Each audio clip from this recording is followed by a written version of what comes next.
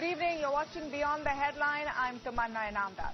The big headline everywhere today has been the shock decision by the Reserve Bank of India Governor Shaktikanta Das to announce an interest rate hike out of turn by 40 basis points.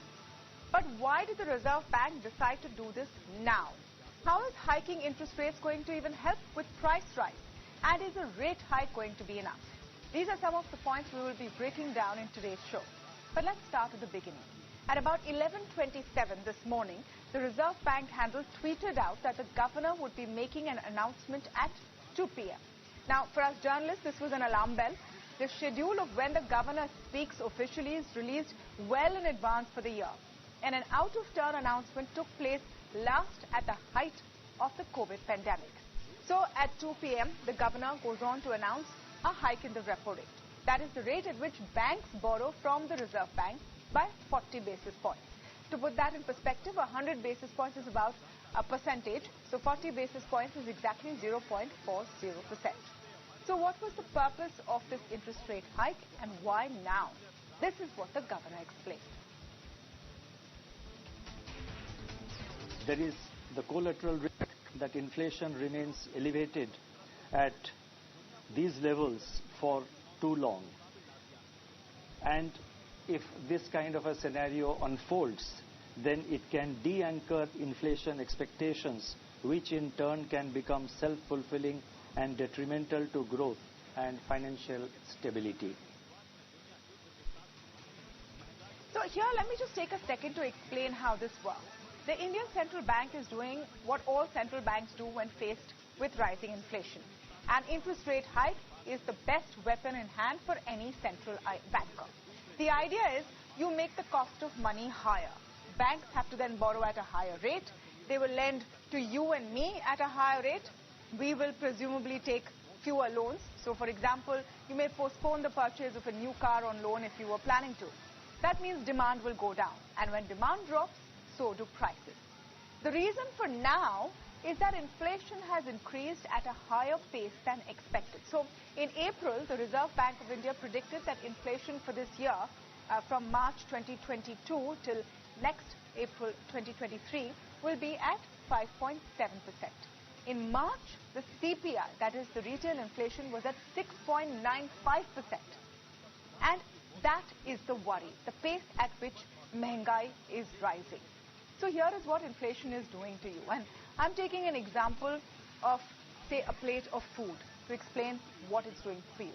So wheat, for example, is now increased about 15 to 20% in the last few months. The prices of vegetables have shot up nearly 12%. Edible oil has gone up close to 20%. Meat and fish has gone up by about 10%. And these are just a few items. If I add petrol, diesel, everything has become much, much more expensive. The question is, why has inflation gone up so aggressively? And mind you, that's not just our problem, it's the world's problem right now. There are two primary reasons. One, during COVID-19, central banks all over the world increased the amount of money in the system. They slashed interest rates and made sure businesses, borrowers could get easy loans to survive the impact of COVID. That has led to higher prices all around now.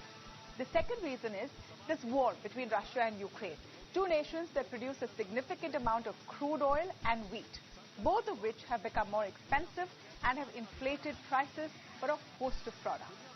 So is this 40 basis points rate hike going to be enough? And can the RBI alone battle inflation? That is what we're discussing today. And speaking to me now on this is Swaminathan Iyer, senior journalist, Dr. D.K. Pant, Chief Economist at India Ratings. Abhirup Sarkar, Senior Economist, is with us on the show. Dr. Niranjan Hiranandani, National Vice President, Chairman naredco, is with us. We're going to try and understand why now and how much this helps. Let me begin by speaking with Swaminathan Iyer. Swami sir, great to have you on the show on Beyond the Headlines, where we attempt to really break down what a news story means and why it matters. So in that context, were you surprised that the RBI decided to do it today, and was it too little too late as far as the rate hike is concerned? Yes, I would say this is somebody saying, oops, I have missed the bus, and they are then running desperately to catch up with that bus. They should have they should have been alerted to the problem much earlier. But it seems to me that earlier they were afraid of doing so because this particular central bank, at the instance of the finance ministry, has been saying we are going to emphasize growth over inflation. And that although the Monetary Policy Committee is supposed to target inflation, they have thought that growth is more important and they want to revive the economy. Nirmala Sitharaman had said, we're going to have a great year, we're going to be the fastest growing in the world. The Reserve Bank didn't want to be seen spoiling the party. And as for inflation, as we know, food and fuel, by and large, cannot be influenced much by raising interest rates. Other things may be. And this particular inflation did have a high content of food and fuel. And for these reasons, the Reserve Bank said, well, let me hesitate. Not only that, I think they saw that the world over central banks had been dragging their feet. Now the world over central banks are panicking. In the United States, 2% is the target. And they said, let it go to 3, let it go to 4, and, it will even out, and then they went to 8.5. So there's a kind of sense of panic in America.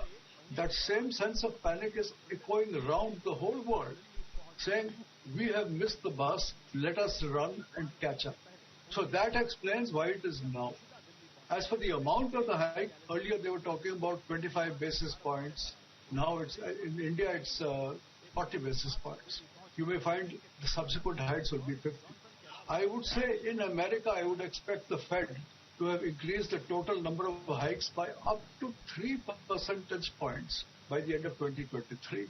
And I think you will find that the Reserve Bank of India will go in the same direction and about the same amount. So you're saying we could have much more coming in terms of rate hikes and, see it as high as 3%. I want to break this down a little bit for our viewers, because when we talk about inflation, interest rates, a large number of viewers tend to think that this is too esoteric. What does it have to do with me? Well, it has everything to do with you. This is how it's going to impact you. Dr. Pant, what does this mean for the average Indian? I mean, we know the obvious. The borrower will have to pay higher interest rates. The savers, if they still believe in fixed deposits, will get a little bit more. But is it enough to battle inflation? Because inflation is what is eating into everyone's savings, isn't it? Well, Tamanna, it is going to impact everyone. And right now what we are struggling with, I'll just take you back in last fiscal year. The kind of revenue buoyancy or revenue collection we had seen. Tax to GDP ratio touched again all-time high of touched 2008-9 mark. What was it? It was not all because of the growth. It was also because of inflation tax. Higher inflation is eating everybody's budget. And more so, if you look at higher inflation leading to higher indirect taxes, so basically what it is doing, more than people like us, all 5 of us who are in this program, on face of it and in the background, the people, those at the bottom of the pyramid, their savings are almost non-existent. So basically what it is doing, the higher inflation, it is cutting down on or taxing people at the bottom of the pyramid very hard. Now what happens is the classical overheating example we had seen in 2009 and 2010. For some time, we will see higher inflation will give you higher growth, but after that growth will start coming down. The moment growth starts coming down, it hit us and it hit us very badly.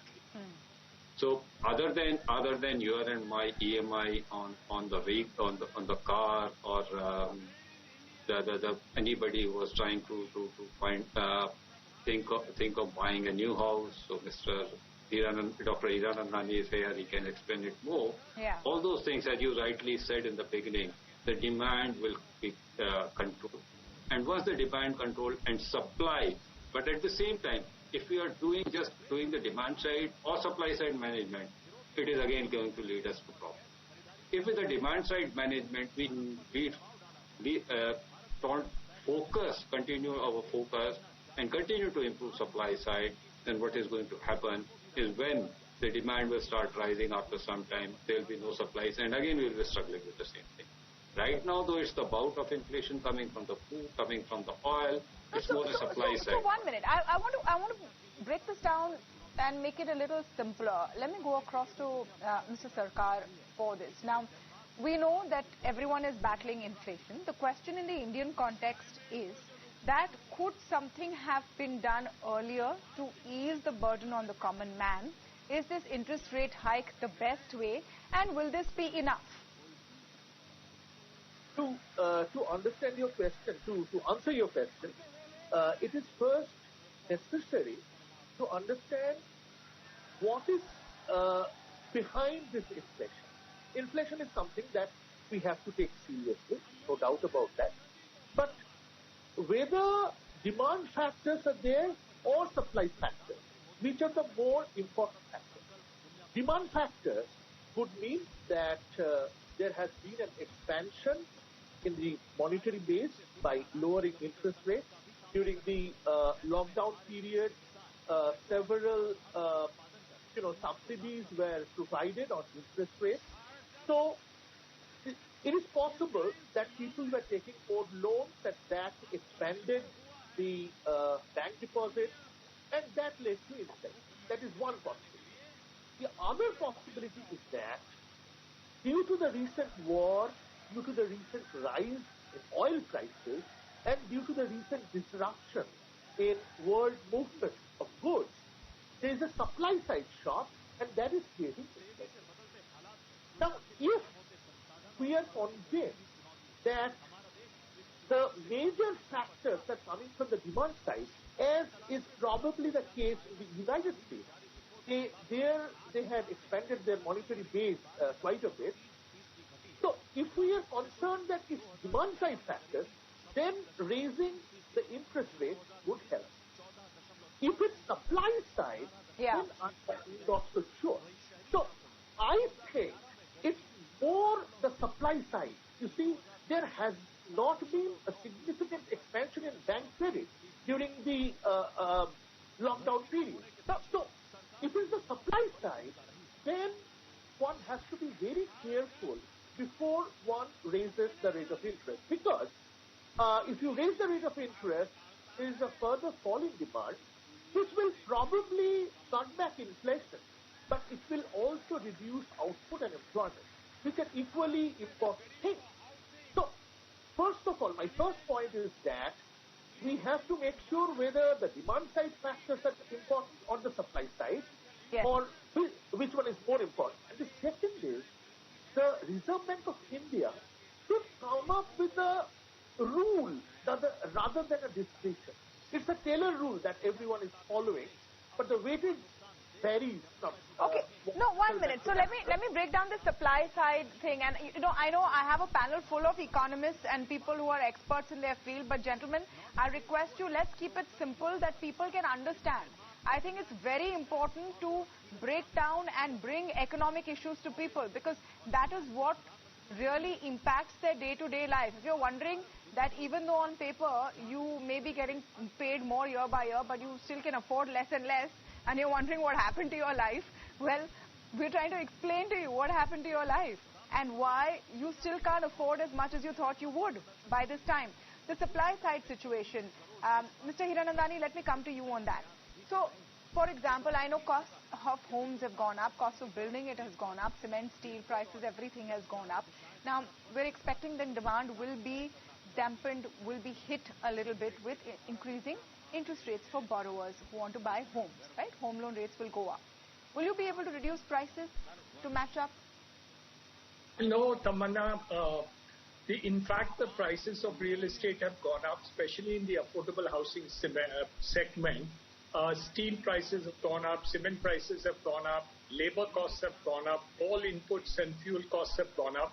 So in reality, all the prices in terms of home costs have gone up, and definitely the prices of housing has gone up. This may result in some sort of contraction in demand, but if that takes place, then there is a hit on employment also, which is likely to do it, because we are the second largest employer in the market after agriculture. and all the growth expectations is not in agriculture but in housing and in infrastructure. So I think the negative effect is there. Having said that, I think the instrument available with the governor in terms of controlling inflation is obviously the interest rate hike which is there and which is done by them as well as by other central banks in all around the world. And that is the thing to be done. But we have to see three things which are happening. Number one, that most of the inflation is imported. We are importing oil, we are doing edible oils. All these are not going to be reduced because you have increased the interest rates and all that. And there's hardly any flexibility in demand in terms of reducing the demand in these two segments for the marketplace. So that's the first important thing to understand, that it's not possible for the monetary policy alone to be able to control inflation, especially when it is relating to Russia-Ukraine war and the other aspects of it. So we need to actually, if we want to handle this issue, I think they need to combine the monetary policy with an intervention by the government of India and the state governments in terms of fiscal policy. So you got to reduce import taxes, you got to reduce excise duty, your GST needs to be reduced for some temporary period. You have a war-like situation. You had a COVID situation. Now you have a war-like situation where this inflation is going to create a problem in the economy and it's going to hurt growth ultimately and bring about a contraction in demand. Yeah. So my view is that while what the governor has done is correct, because that's the instrument available with the RBI. They have no other instrument really in order to do it, and they can only raise interest rates to reduce home loan demand, reduce car demand. But can you reduce food demand? Can you reduce the demand for petrol or diesel or whatever? Swami, you want to come in on this? Is interest rate hike at this stage going to be enough, and what about fiscal measures? Yeah, so we need... One second, I want to get Swami in on this point. Yes. Yes. Well, without doubt, there are fiscal measures, of which, some you are already seeing. There is, in effect, a big increase in the subsidy being given to fertilizers. In effect, the tax rates on fuel have come down and may come down further. The most important, I think, is the continuing of the free rations. If you say that the poor people are going to be most affected, if you can continue with the free rations all the way till December, then that substantially mitigates the impact of inflation. Surjit Bhalla, Arvind Nirvani, they had a paper out recently, as you know, how the impact of this rations dramatically reduces the burden on the poor people. This is true in the USA also. So I think these are the measures you will see that the government will come out with. Now, they are not going to bring down prices dramatically. All that they can do is prevent prices from rising as sharply as they otherwise would. Because let's be clear, if there is a shortage globally, that shortage cannot be wished away in India. If there is a problem globally, you cannot say the rest of the world is distressed, but India will somehow escape distress. You will have to share in that particular thing. So as I said, ultimately the solution is to bring the war to an end, which is beyond the internal things of India. All that we can do is the palliatives. In the form of you can cut some taxes to bring down, to hold the fuel prices, and you can continue with free food rations. That will help. But beyond that, let's be clear. We have to gird our loins, saying the world is going through a difficult time. We cannot escape difficult times. No, so Dr. D.K. Pant, what else can be done at this point, and does this rate hike then make any sense? I mean, today the different kinds of headlines coming out of the story, and I'm talking about headlines because that's the theme of the show. We go beyond the headlines. So one is for the Aam Aadmi, for the middle class. Now you pay more for your EMIs. So if you, for example, were planning to buy a car, you have no discounts or no relief on petrol, diesel, and that cost of financing that car has also gone up. So the Indian middle class has been burdened even further. One can only hope that the bottom of the pyramid will get more food subsidies. Anyone running a business today has to borrow at a higher cost to finance their business. So how is this helping the Indian people at this point? Tamanna, one way it is helping is, had we not raised rates today, and we know few hours from now, we'll have the Fed outcome coming, and most likely 50 basis point, or some people are very aggressive talking about even 75 basis. Now, had that situation been there and the interest rate arbitrage between India and US remains high, we would have seen our currency weakening. Now what has happened is, because of this rate hike, the currency weakness which was expected, because otherwise there would have been 40 which we have increased and 50 which they will increase. Had we not increased, that arbitrage may have gone up by 90 bips or may have shrunk.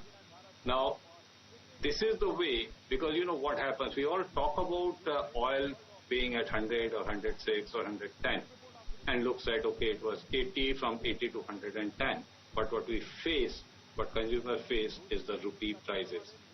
And on top of it, if 10% commodity price hike in the global, in the dollar pricing, and on top of it, if we are looking at 5% currency depreciation, what we are hitting at, or what is hitting us, is roughly 15 to 15.5% rupee denominated price rise. Now, if we can control that rupee depreciation by interest rate hike or by the monetary policy, right, then what we are going to see, maybe instead of 15 or 15.5, 12% or so. Right now, with the large fiscal deficit, what government can do, because the moment it go for a loose fiscal policy, then what is going to happen, a tight monetary policy along with loose fiscal policy is not going to give you relief. So, we already in a loose fiscal policy era, and if we lose it further, it may give us in the short run some benefit, but in medium to long run, it is going to affect our growth harder.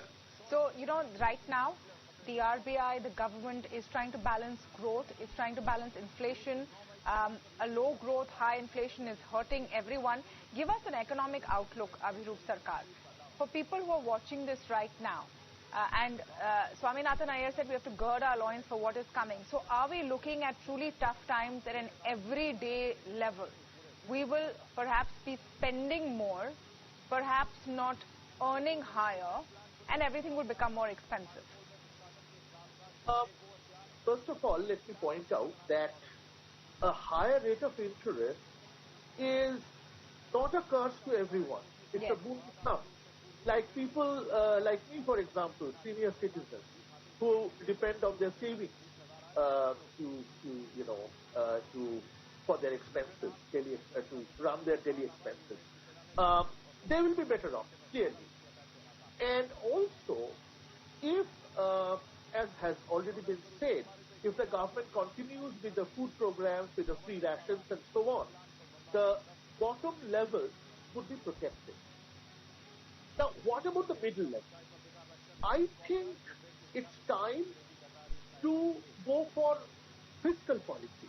So fiscal policy should be combined with monetary policies, or rather, more importance should be attached on fiscal policies, because I would like to point out that both in advanced countries as well as in India, there has been a steady rise in the debt to GDP ratio.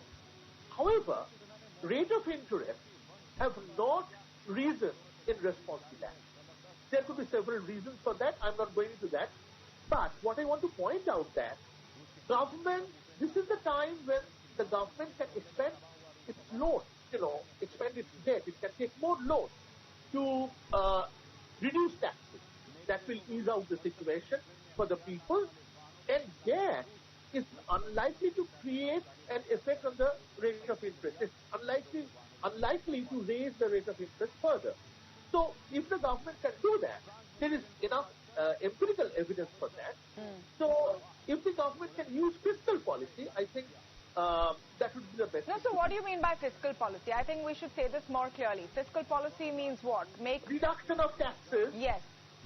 Mainly reduction of taxes and financing of projects, infrastructure projects, which the budget talks about, by taking loans rather than increasing the monetary base. So let's first reduce taxes as well, not just interest rate hikes. Let's cut perhaps further excise and VAT on fuel. Let's see if there is any scope on GST to give some relief. Niranjan Hiranandani, are you hoping for all of these things to happen to be able to brace the impact of this interest rate hike, which seems to be the first of many to come? Well, as all the great economists have already said, if we want to combine the GDP growth along with the economic interests in terms of taking care of inflation, I don't think there's any option really for the government to do. Look at the collections. 1,42,000 crores of rupees. This is all based on inflationary prices which have gone up. And based on that, this collection is taking. If a part of that can be used for the purposes of reduction of the prices, automatically the same thing which Mr. Sarkar is talking about can come through a reduction in the GST. It can be a temporary measure till Ukraine-Russia war, till the prices of fuel is above $100. I think if they link it with these two issues, automatically a benefit would go to the people, and that itself would reduce inflation immediately. So I think along with the Honorable Governor's monetary policy, I think the fiscal policy, reducing GST, reducing some taxes, some VAT, needs to be taken up if you really want growth with controlling inflation. I think a combination of this is there. I think Mr. Sarkar has clearly indicated fiscal policy. I think Dr. Pant has also mentioned about it, and Mr. Iyer has talked about it through giving benefits to the poorer of poor. But what happens to the middle class? Yep. Unless they are not given the benefit in terms of it, you pay higher EMI for your home, higher EMI for your car, you pay more for your petrol, you pay more for everything. Yes, of course, the poorest must be benefited. I'm not against that. In fact, I'm totally in favor of that part of it. But the middle class also needs to be benefited. Swami, let's talk about that for a second. What happens to the middle class who get, sort of smashed between two ends always? No, I think this is, this is wishful thinking that I'm hearing. The idea that somehow if you do something, you can escape the pain. Please stop this. You are going to suffer. There is going to be pain. Don't pretend that if only you're so clever, you're going to get away from it. I said, some minimal thing you can say, if you reduce some fuel taxes, for instance, that can help the middle class. But this does not mean that the price will come down. It may simply mean that the price does not go up as much as possible. Yeah. Be very clear that there is pain in the global economy. You are going to suffer pain and you cannot escape the pain. May I add that the idea that you cut tax, cut GST, please, even before the war began, you had a situation where the fiscal deficit of the center and states put together was something like 11% of GDP, which is one of the highest in the world. There are many countries that have gone bust with a fiscal deficit of no more than 5-6%. So we are already in a precarious situation as far as that is concerned. People have got used to the idea that, you can run as large fiscal deficits as you like. It does not affect things. No, it affects, and it affects inflation, and it will affect foreign money. In India, we will not pay attention to it. The middle class may not be aware of it. But if the fiscal deficit is seen getting out of control, you can get an enormous additional rush of money out of India, saying this country does not know how to manage its finances. No, let's look at what's happening to Sri Lanka. Infinitely worse. Yeah, let's look at what's happening to Sri Lanka. So, yes, a little wishful thinking there by you, Mr. Hiranandani. But I think we can't ignore what Swami is saying. The pain is coming. Let's try and minimize it to whatever extent you can.